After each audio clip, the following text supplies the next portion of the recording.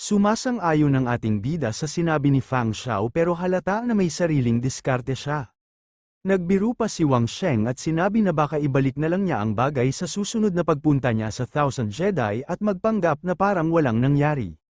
Sa isip ng ating bida, iniisip niya na baka sobra lang siyang nag-iisip at parang ginagawa niya itong dahilan para maging tama ang kilos niya. Dahil sa sinabi ng bida, naasar si Fang Xiao at galit na tinuro siya. Nagkaroon ng sandaling katahimikan sa pagitan nila. Pagkatapos nito, kalmado lang si Wang Sheng at sinabi na kung wala nang ibang pag-uusapan ay aalis na siya. Idinagdag pa niya na makatwira naman ang sinabi ni Fang Xiao.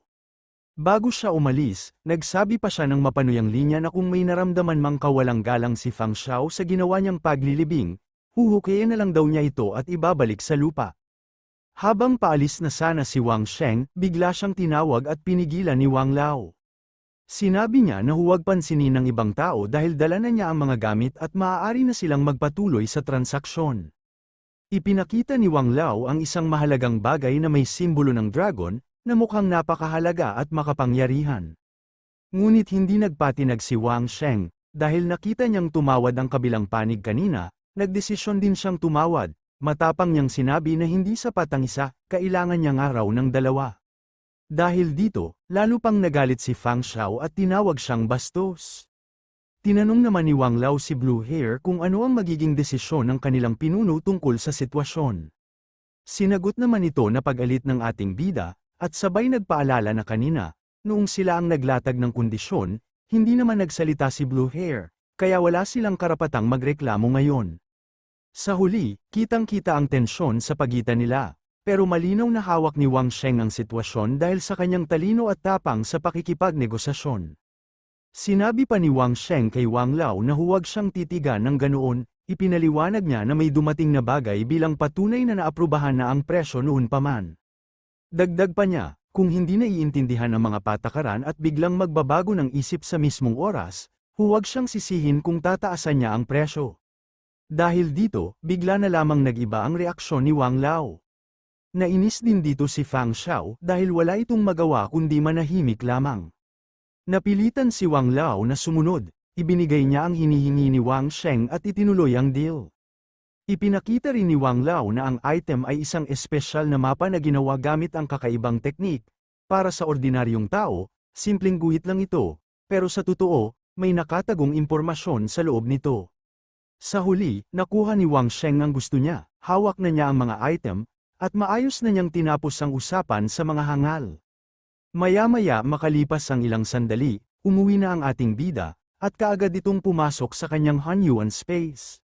Doon nakita niya ang kanyang mga chiwen na wala pa rin ginagawa sa malaking bato. Dahil dito, tinaas na ni Wang Sheng ang kanyang kamao upang pagsama-samahin na niya ang kanyang mga chiwen para makabalik na ito sa kanyang dating laki. Kasabay nito, bumalik na si Chiwen sa kanyang orihinal na katawan. Kaya naman kaagad naman itong kumilos upang kainin ang napakalaking bundok. Pagkatapos makain ni Chiwen ang bundok, bigla siyang nakaramdam ng kakaibang reaksyon sa kanyang katawan. Unti-unting lumalabas ang isang misteryosong enerhiya mula sa kanya. Nagulat naman si Wang Sheng dahil napagtanto niyang nagsisimula na ang isang malaking pagbabago sa katawan ni Chiwen. Dahil dito, bigla na lamang lumabas ang napakalakas na kidlat na tumama rekta kay Chiwen. Ngunit hindi pa doon nagtatapos ang pangyayari, bigla pang may lumabas na dilaw na kidlat mula sa kanyang katawan, na lalong nagpatindi sa kakaibang sitwasyon. Dahil dito, sa hindi inaasahang pangyayari, nagsimulang magbago ang anyo ni Chiwen.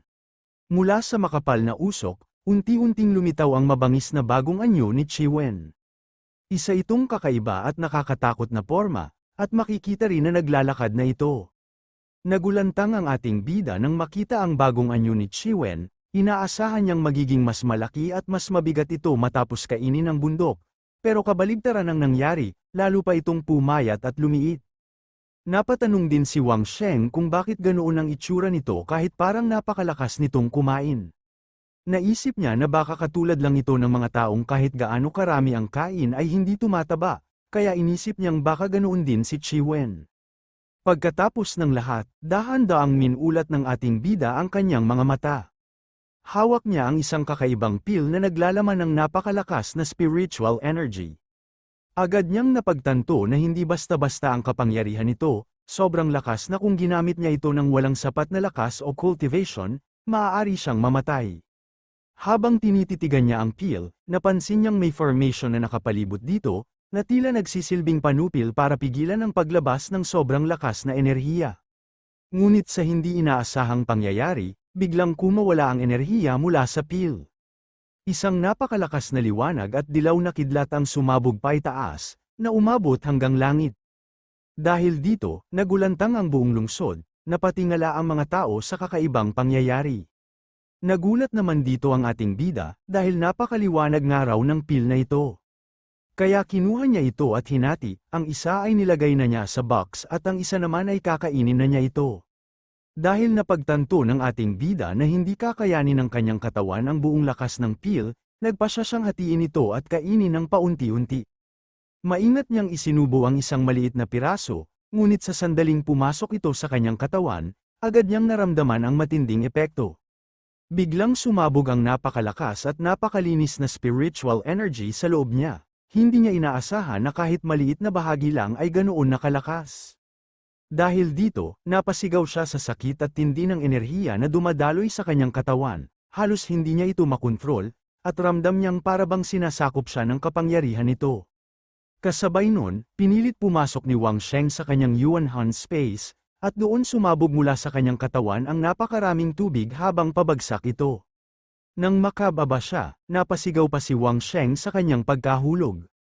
Napansin naman ito ni Chiwen, kaya agad-agad itong kumilos upang ubusin ang enerhiyang tubig na dala ng kanyang amo. Nagtaka naman dito si Wang Sheng nang biglang mawala ang enerhiyang tubig sa paligid at hindi niya maintindihan kung saan ito napunta. Lumitaw naman si Chiwen at nagpahiwatig ito sa kanyang amo na nasa bibig na niya ang hinahanap nito.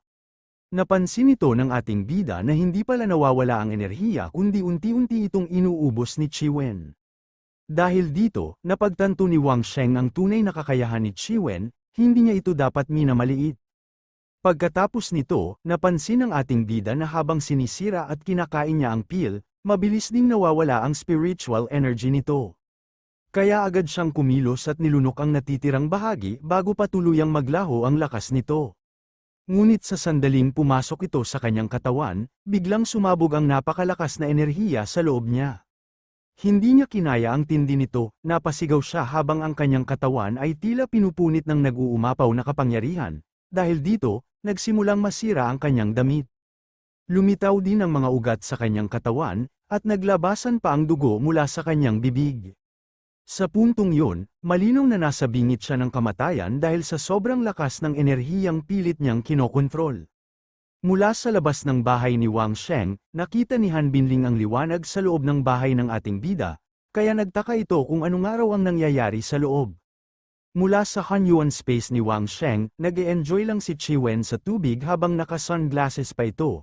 Dahil dito, wala na lamang nasabi ang ating bida sa ginagawa nito.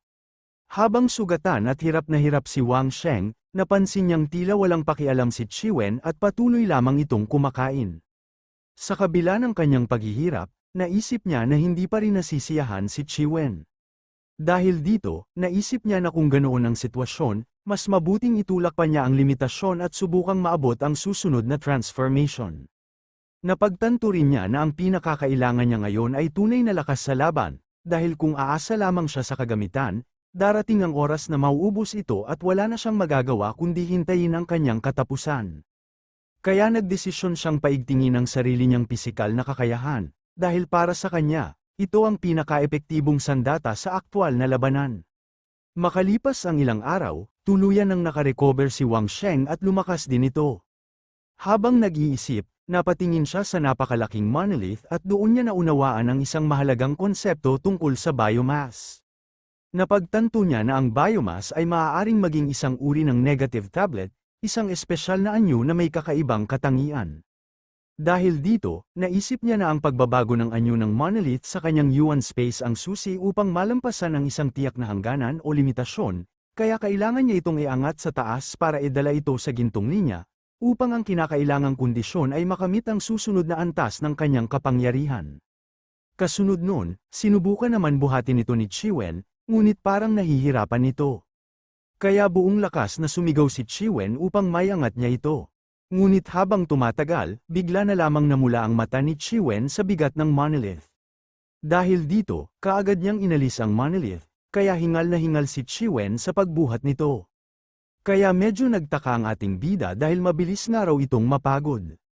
Napaisip si Wang Sheng nang mapansin niyang ang pag-inom ng pil ay nagdulot ng malaking kaguluhan, at lalo pang lumalala ang pagtagas ng spiritual energy. Dahil dito, napagtanto niya na kung patatagalin pa niya, maaaring may ibang taong makialam at masira ang kaayusan ng lugar. Kaya nagdesisyon siyang kainin agad ang natitirang pil upang hindi ito masayang at mapunta sa iba.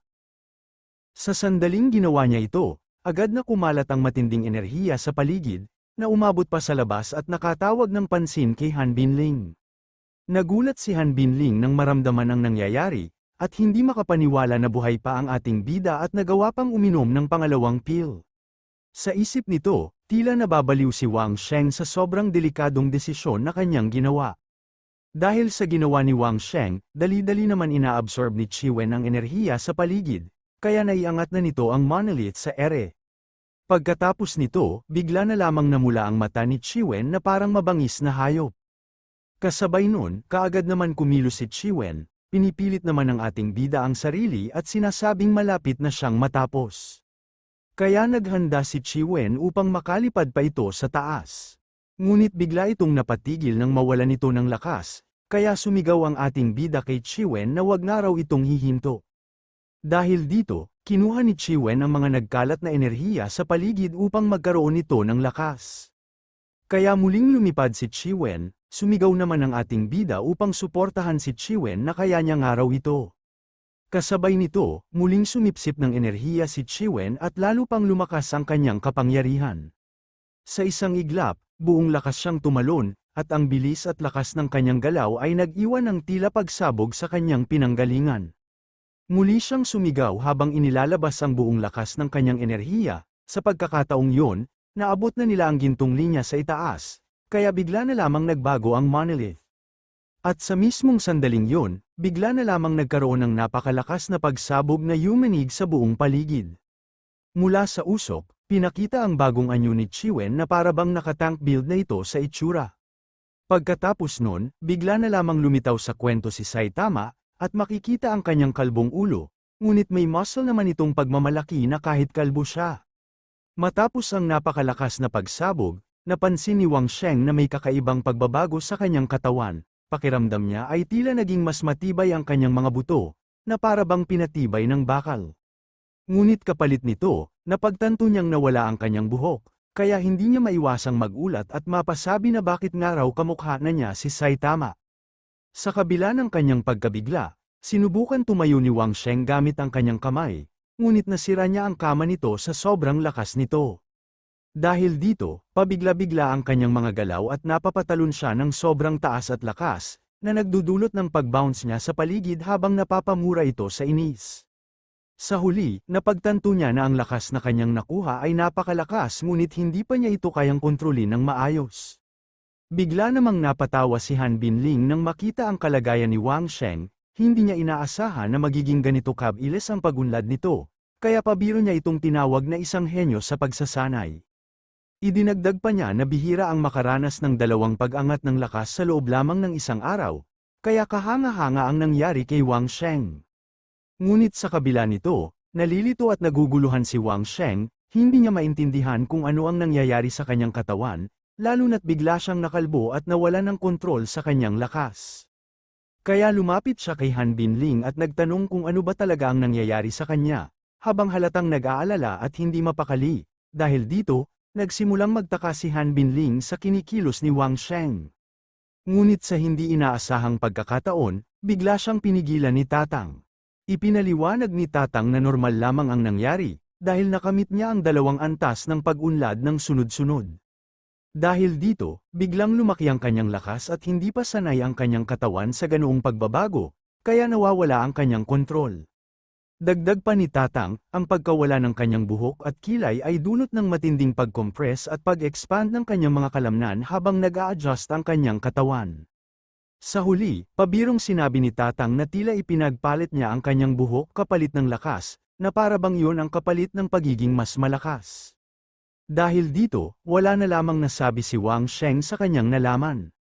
Sinabi ni Han Binling na dahil na-promote na siya, dapat ay magdiwang sila sa pamamagitan ng isang masarap na salo-salo, inutusan din niya ang matandang lingkod na tulungan ang bida.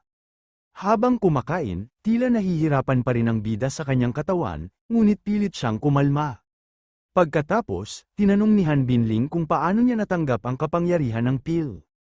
Sumagot ang bida na noong una ay hindi niya kinaya ang buong lakas ng pil, kaya labis siyang nagutom. Dahil dito, napilitan siyang kumain ng kumain upang makontrol at maabsorb ang enerhiya nito. Kasabay nito, sinimulan na ng ating bida ang kanyang pagkain, ngunit sa sobrang lakas ng katawan nito, nagkamali siya sa pagkain sa manok, kaya ganyan na lamang ang kanyang naging reaksyon na para bang adik ito sa kanto. Napaisip si Wang Sheng nang mapansin niyang sobrang lakas na ng kanyang kagat at halos hindi na niya makontrol ang sarili habang kumakain. Nagtaka siya kung paano niya kakayanin ang ganitong sitwasyon, lalo na't parang hindi na siya normal kumain. Samantala, napansin ni Han Binling at ni Tatang ang kalagayan niya at naunawaan nilang nahihirapan siya. Ngunit kailangan pa rin niyang kumain upang maabsorb ang natitirang lakas ng pil, ngunit sa isip nila, hindi naman siya tanga at alam niya ang ginagawa niya. Sumagot si Wang Sheng at medyo naiinis na nagtanong kung bakit ganoon ang tingin nila sa kanya. Idinagdag pa niya na kung hindi niya kayang kainin ang buong pil, bakit hindi na lang kalahati ang kainin niya. Ipinaliwanag ni Han Binling na hindi maaaring hatiin ang pil dahil kapag nasira ang kabuuan nito, mawawala agad ang bisa. Kung hindi niya ito agad maabsorb ng buo, posibleng mawala ang kalahati ng enerhiya sa loob lamang ng maikling oras.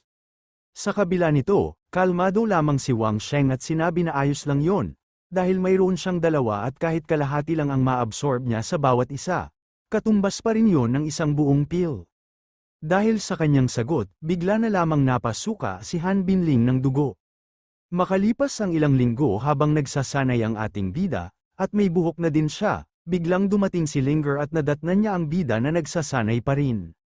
Napansin niya na kahit matagal na itong nagpa-practice, hindi pa rin ganap na nakokontrol ng bida ang kanyang bagong lakas. Ipinaliwanag ng bida na hindi talaga normal ang biglaang pag-angat ng dalawang antas, kaya nahihirapan siyang mag-adjust at kontrolin ang kanyang kapangyarihan. Nagtaka naman si Wang Sheng kung bakit naroon siya, kaya sinabi ni Linger na may dala siyang balita tungkol sa kasaysayan ng Thousand Jedi. Dahil dito, naging interesado si Wang Sheng at hiniling na ikwento sa kanya ang nalalaman nito. Nagkwento si Linger tungkol sa pinagmulan ng Thousand Jedi. Ayon sa kanya, noong una ay may isang angkan ng mga bulag na naninirahan sa lugar na iyon, ngunit bigla silang naglaho o naubos sa hindi malamang dahilan. Bago tuluyang mawala ang kanilang angkan, gumamit sila ng isang sinaunang formation na pumalibot sa buong lugar. Paglipas ng daan-daang taon, ang lugar na iyon ay naging kilala bilang Thousand Jedi. May isa pang teorya na ang Thousand Jedi ay hindi lang basta lugar, kundi isang bilangguan na ginawa ng iba't ibang angkan upang ikulong ang isang makapangyarihang demonyo. Napaisip naman ang ating bida na may mga bakas ng pamumuhay ng tao sa loob ng Jedi, kaya posibleng may isang lihim o nakatagong pamilya na naninirahan doon. Hindi naman agad naniwala ang bida at sinabi niyang kung kaya naman itong ikulong, bakit hindi na lang tuluyang patayin? Sa huli, sinabi ni Linger na yon na ang lahat ng impormasyong nalaman niya. Kung gusto pa ni Wang Sheng na malaman ang buong katotohanan, kailangan niyang pumunta sa mga sinaunang pamilya na matagal nang umiiral, pero malabo raw na basta-basta siya pagbibigyan ng mga ito. Napaisip ang bida at naisip niyang mahirap makuha ang sagot mula sa mga pamilyang iyon, maliban na lang kung mapipilitan siyang makipag-ugnayan sa kanila. Tulad ng posibleng pagpapakasal kay Song Yan, kaya nagtanong siya kay Linger kung may iba pang paraan. Naalala ni Wang Sheng ang kanyang minamahal na si Song Yan, naisip niya na matagal na itong nasa pagsasanay o retreat, kaya hindi niya alam kung ano na ang kalagayan nito ngayon. Habang iniisip yun, napagtanto rin niya na halos 2 taon na siyang namumuhay ng payapa sa Carefree City. Sa kabila ng katahimikan ng kanyang buhay, hindi pa rin nawawala sa isip niya si Song Yan. Sumagot si Linger at sinabi na may isa pang lugar na hindi kabilang sa mga pamilya o sekta, ngunit nanatili na sa loob ng libu-libong taon. Ayon sa kanya, posibleng alam ng lugar na yun ang lihim tungkol sa Thousand Jedi. Dahil dito, biglang naisip ng bida ang isang ideya at nabanggit niya ang pangalang Lao Jiangguan, Napagtanto niya na may mga relihiyon na mas matanda pa kaysa sa mga makapangyarihang pamilya at sekta, kaya malaki ang posibilidad na doon niya makuha ang mga sagot na hinahanap niya. Ngunit sa hindi inaasahang pagkakataon, bigla na lamang sumulpot si Tatang, at sinabi nito kay Linger na masyado na nga raw itong maraming alam. Nagulat sina Wang Sheng at Linger sa kanyang pagdating. Sinabi din ni Tatang kahanga-hanga ang kaalaman ni Linger. Gayunpaman, ipinahiwatig din ni Tatang na may nais siyang pag-usapan kay Wang Sheng, lalo na tungkol sa susunod nitong hakbang at kung paano nito haharapin ang kanyang balak gawin. Kasunod nun, bigla na lamang tumingin ng seryoso ang ating bida kay Tatang. Kaya nang nakita niya itong seryoso, tinanong ni Wang Sheng kay Tatang kung may mga eksperto ba sa Laojiangguan. Sumagot si Tatang at tila sinusubok siya, sinabing kung pupunta siya roon, maaaring hindi na siya makabalik ng buhay. Binalaan din siya na huwag basta-basta sumubok pumasok dahil delikado ang lugar na iyon.